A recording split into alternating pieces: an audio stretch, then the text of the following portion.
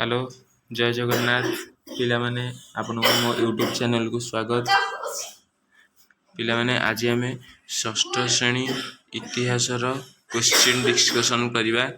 देखिए प्रथम क्वेश्चन होची इतिहासर अर्थ कौन। इतिहास माने हेउची जो घटनाटी आगुरु घटी जाई अछि एवं ताहा आमको पुराना समयर राजा और सभ्यता समाज विषय रे किछि जणाई थाए एवं यह आमको पूर्ववर्ती घटनार अतीत घटनार संपर्क रे विवरणी प्रदान करिथाए। अन्य एक क्वेश्चन को जिबा। भारत को जम्बूद्वीप किए कहिथिले। पुरातन भारतर ऋषि माने भारत को जम्बूद्वीप बोली कहिथिले। परवर्ती क्वेश्चन है गौतम बुद्ध केउठारे ज्ञान लाभ करिथिले। गौतम बुद्ध बोधगया रे बोधि वृक्ष तले ज्ञान लाभ करिथिले। कोठारे बोधगयार बोधि वृक्ष तले ज्ञान लाभ करिथिले। तबे परवर्ती क्वेश्चन होची महावीरंक पितांक नाम कौन थिला। महावीरंक पितांक नाम थिला सिद्धार्थ।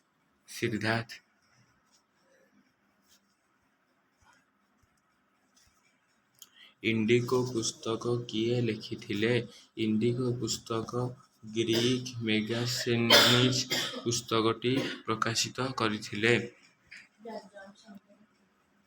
चंद्रगुप्तंकर गुरु किए थिले। चाणक्य। तांको गुरु थिले चाणक्य। तांको गुरु किए थिले चाणक्य। कलिंग युद्ध किए करिथिले। मौर्य सम्राट अशोक कलिंग युद्ध प्रकाशित करिथिले।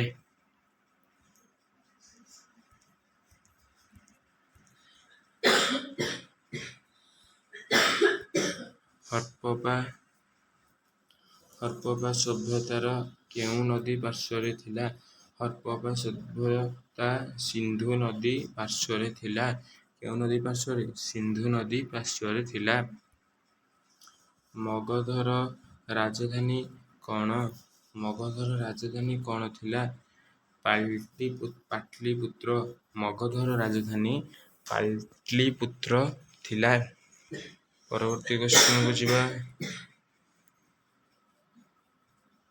पारसिक आक्रमण किए करिथिले। पारसिक राजा डायरस आक्रमण करिथिले। पारसिक आक्रमण किए करिथिले। पारसिक राजा डारियस भारत उपरे आक्रमण करिथिले। एथर विभाग बी को जिबा। एटा तमरो 2 मार्किया पिले माने। पुरातन माध्यम रे इतिहास किपरि जना जाए। पुरातन माध्यम रे इतिहास किपरि जना जाए। पुरातन माध्यम रे विज्ञान द्वारा खनन करी पुराना मूर्ति मुद्रा हथियार माटीर पात्र लिपि मिले। यह आधार रे पुरातन लोक माने जीवन सभ्यता विषय रे जना जाए। हरप्पा सभ्यतार 2टी विशेषत्व लेख। प्रथम है सुनियोजित रास्ता और घर। द्वितीयटी है उन्नत निकास व्यवस्था।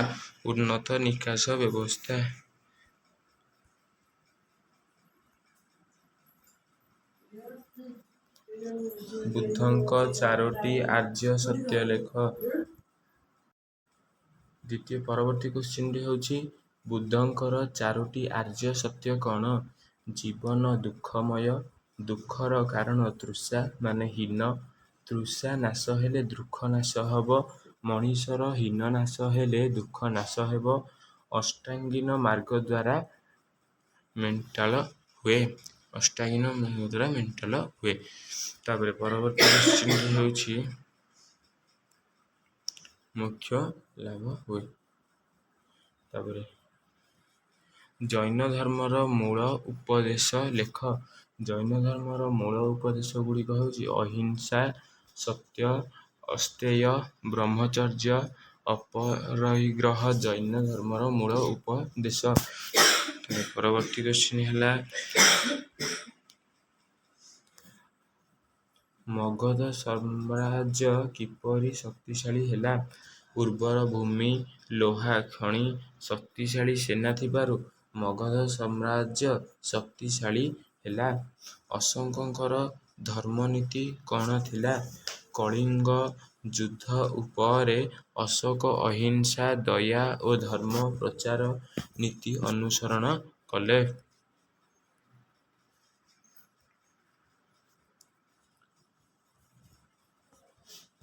ପାରସିକ ଆକ୍ରମଣର ପ୍ରଭାବ କ'ଣ? ପାରସିକ ଆକ୍ରମଣର ପ୍ରଭାବ ହେଉଛି ଭାରତରେ ବିଦେଶୀ ସଂସ୍କୃତି ପ୍ରଭାବ ବଢ଼ିଲା ଓ ବ୍ୟାପାର ବଢ଼ିଲା। ଭାରତରେ ବିଦେଶୀ ଲୋକମାନଙ୍କର ଆଚରଣ ଯଥା ସଂସ୍କୃତିର ପ୍ରଭାବ ପଡ଼ିଲା ଓ ବ୍ୟାପାର ବଢ଼ିଲା।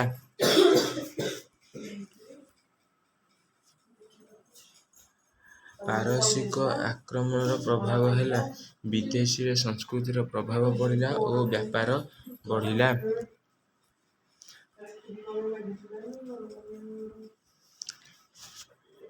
ମେଗାସେନିଜ୍ କିଏ?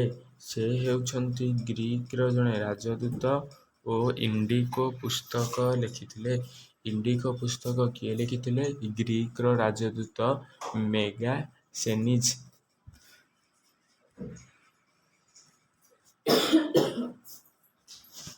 ପୁରାତନ ଲୋକଙ୍କ ଜୀବନଶୈଳୀ କେମିତି ଥିଲା? ସେମାନେ କୃଷି, ପଶୁପାଳନ, ଶିକାର ଉପରେ ନିର୍ଭର କରୁଥିଲେ ଏବଂ ତାଙ୍କ ଜୀବନ ସରଳ ଥିଲା। ଇତିହାସ ପଢ଼ିବାର ଉପକାର ଗୁଡ଼ିକ କ'ଣ କ'ଣ? ଆମେ ଗତ ଘଟଣାରୁ ଶିକ୍ଷା ନେଇ ଭବିଷ୍ୟତର ଭଲ କରିପାରିବା। ଅତୀତରେ ଯେଉଁ ଘଟଣା ଗୁଡ଼ିକରୁ ଆମକୁ କିଛି ଅସମ୍ଭବ ମିଳିଥିଲା, ତାହା ଭବିଷ୍ୟତରେ ଆମେ ସମ୍ଭବ କରିପାରିବା। ପରବର୍ତ୍ତୀ ଆମ କାର୍ଯ୍ୟ ଏବେ ଆସିଲା ଆମର ଲଙ୍ଗ କ୍ୱେଶ୍ଚିନ୍। ତାପରେ ଗୌତମ ବୁଦ୍ଧଙ୍କ ଜୀବନ ବୃତ୍ତାନ୍ତ ଲେଖ। ତାଙ୍କ ଜୀବନ ବୃତ୍ତାନ୍ତ କ'ଣ? ଗୌତମ ବୁଦ୍ଧଙ୍କ ଜନ୍ମ ଖ୍ରୀଷ୍ଟପୂର୍ବ 563 ମସିହାରେ ଲୁମ୍ବିନୀରେ ହୋଇଥିଲା ଏବଂ ତାଙ୍କ ପିତାଙ୍କ ନାମ ହେଲା ସୌଧାଦନ। କପିଳବସ୍ତୁ ରାଜା ଥିଲେ ଏବଂ ତାଙ୍କ ମାତା ଥିଲେ ମାୟା ଦେବୀ। ତାଙ୍କ ଶିଶୁ ନାମ ଥିଲା ସିଦ୍ଧାର୍ଥ। ତାପରେ ତାଙ୍କ ଯୁବ ଅବସ୍ଥାରେ ସେ ବୃଦ୍ଧ, ରୋଗୀ, ମୃତ ଲୋକଙ୍କୁ ଦେଖି ଜୀବନର ଦୁଃଖ ବୁଝି ପାରିଥିଲେ ଏବଂ ରାଜ୍ୟପାଳ ତ୍ୟାଗ କରି ସନ୍ନ୍ୟାସୀ ଗ୍ରହଣ କରିଥିଲେ। ବହୁ ବର୍ଷ ତପସ୍ୟା କରି ପରେ ବୋଧଗୟାରେ ବୋଧି ବୃକ୍ଷ ତଳେ ଜ୍ଞାନ ଲାଭ କରିଥିଲେ। କେଉଁ ବୃକ୍ଷ ତଳେ ସେ ଜ୍ଞାନ ଲାଭ କରିଥିଲେ? ବୋଧଗୟାରେ ବୋଧି ବୃକ୍ଷ ତଳେ ଜ୍ଞାନ ଲାଭ କରିଥିଲେ। ଏବଂ ସେ 4ଟି ଆର୍ଯ୍ୟ ସତ୍ୟ ଓ ଆଷ୍ଟାଙ୍ଗିକ ମାର୍ଗର ଉପଦେଶ ଦେଲେ। ଅହିଂସା ଓ ମଧ୍ୟମ ମାର୍ଗ ତାଙ୍କ ଶିକ୍ଷାର ମୂଳ ଭାଗ ଥିଲା। ଖ୍ରୀଷ୍ଟପୂର୍ବ 483 ମସିହାରେ କୁଶନଗରୀର ତାଙ୍କ ମହାପରିନିର୍ବାଣ ହେଲା। ପରବର୍ତ୍ତୀ କ୍ୱେଶ୍ଚିନ୍ଟି ଆପଣମାନଙ୍କର ହେଉଛି ମୌର୍ଯ୍ୟ ସାମ୍ରାଜ୍ୟର ଉଦୟ ବିଷୟରେ ବର୍ଣ୍ଣନା କର। ମାନେ କିପରି ତାଙ୍କର ଆବିଷ୍କାର ହେଲା।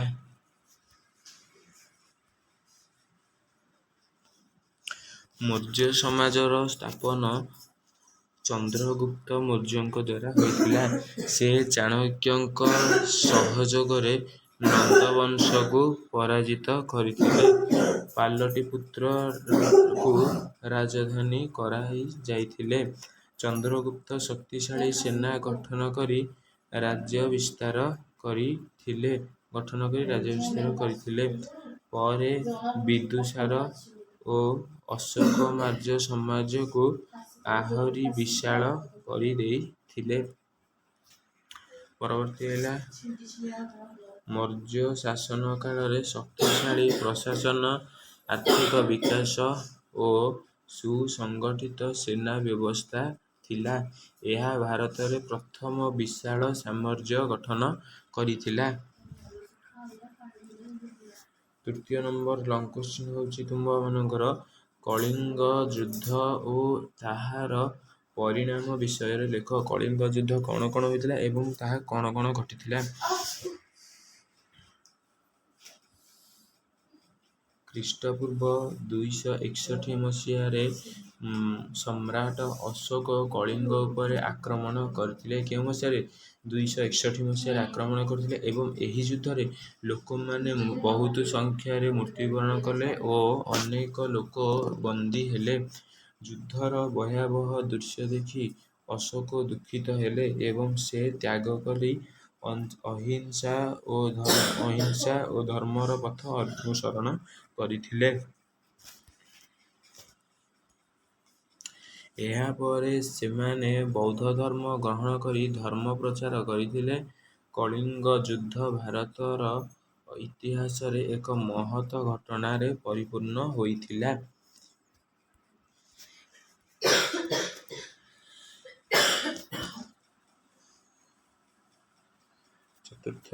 ଚତୁର୍ଥ ପ୍ରଶ୍ନ ହେଉଛି ଆପଣମାନଙ୍କର ପାରସିକ ଓ ଗ୍ରୀକ୍ ଆକ୍ରମଣ ବିଷୟରେ ବର୍ଣ୍ଣନା କର।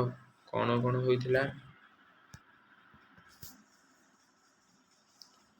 ପାରସିକ ରାଜା ଡାରିୟସ୍ ଖ୍ରୀଷ୍ଟପୂର୍ବ 6ଟି ଶତାବ୍ଦୀରେ ଭାରତର ଉତ୍ତର ପଶ୍ଚିମ ଅଞ୍ଚଳରେ ଆକ୍ରମଣ କଲେ। ପରେ ଖ୍ରୀଷ୍ଟପୂର୍ବ 326 ମସିହାରେ ଗ୍ରୀକ୍ ରାଜା ଆଲେକଜାଣ୍ଡର ଭାରତକୁ ଆସିଥିଲେ ଏବଂ ଏହି ଆକ୍ରମଣ ଫଳରେ ଭାରତରେ ବିଦେଶୀ ସଂସ୍କୃତିର ପ୍ରଭାବ ବଢ଼ିଥିଲା ଏବଂ ବ୍ୟାପାର ଓ ସଂସ୍କୃତି ଆଦାନ ପ୍ରଦାନ ମଧ୍ୟ ବଢ଼ିଥିଲା। ଏହା ଭାରତର ରାଜନୀତିରେ ଇତିହାସରେ ଏକ ମହତ୍ତ୍ୱପୂର୍ଣ୍ଣ ପର୍ଯ୍ୟାୟ ଥିଲା। ପିଲାମାନେ, ଏତିକିରେ ଆପଣମାନଙ୍କର ସରିଯାଇଅଛି କୋଶ୍ଚିନ୍ ଡିସ୍କସନ୍। ଆପଣମାନେ ଦୟାକରି ପରୀକ୍ଷା ପୂର୍ବରୁ ଏହିଗୁଡ଼ିକ ସିଲେକ୍ସନ୍ କୋଶ୍ଚିନ୍ ପଢ଼ି ଦେଇକି ଯାଇଥିବେ। ଏତିକିରେ ମୁଁ ଭିଡ଼ିଓ ରଖୁଛି। ଯଦି ଆପଣଙ୍କୁ ଭିଡ଼ିଓଟି ଭଲ ଲାଗିଥିବ ଲାଇକ୍, ସେୟାର, କମେଣ୍ଟ କରିବାକୁ ଜମା ବି ଭୁଲିବେନି। ରହୁଛି। ଜୟ ଜଗନ୍ନାଥ।